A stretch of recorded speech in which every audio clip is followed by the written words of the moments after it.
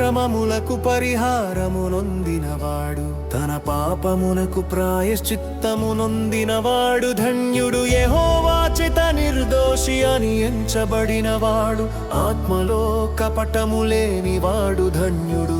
నేను మౌనినై ఉండగా దినమంతయు నేను చేసిన నా ఆర్తధ్వని వలన నా ఎముకలు క్షీణించినవి. దివారాత్రులు నీ చెయ్యి నా మీద బరువుగా నుండెను, నా సారము వేసవి కాలమున ఎండినట్టాయెను.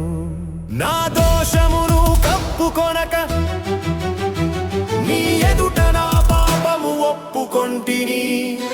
యెహోవా సన్నిధిని నా అతిక్రమములు ఒప్పుకొందునను కొంటిని. నీవు నా పాప దోషమును పరిహరించి ఉన్నావు. కావున నీ దర్శన కాలమందు భక్తి గలవారందరూ నిన్ను ప్రార్థన చేయుదురు. విస్తార జల ప్రవాహములు పొరలి వచ్చినను నిశ్చయముగా వివారి మీదికి రావు. నా దాగు చోటు నీవే, శ్రమలో నుండి నీవు నన్ను రక్షించెదవు. విమోచన గణములతో నీవు నన్ను ఆవరించెదవు. నీకు ఉపదేశము చేసెదను, నీవు నడవలసిన మార్గము నీకు బోధించెదను. నీ మీద దృష్టి ఉంచి నీకు ఆలోచన చెప్పెదను.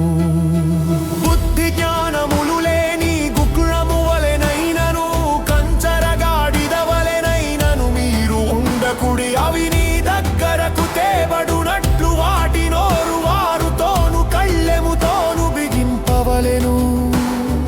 భక్తిహీనులకు అనేక వేదనలు కలుగుచున్నవి, యెహోవాయందు నమ్మికయుంచు వానిని కృపావరించుచున్నది. నీతిమంతులారా యెహోవాను బట్టి సంతోషించుడి, ఉల్లసించుడి. యథార్థ హృదయులారా మీరందరూ ఆనందగానము చేయుడి.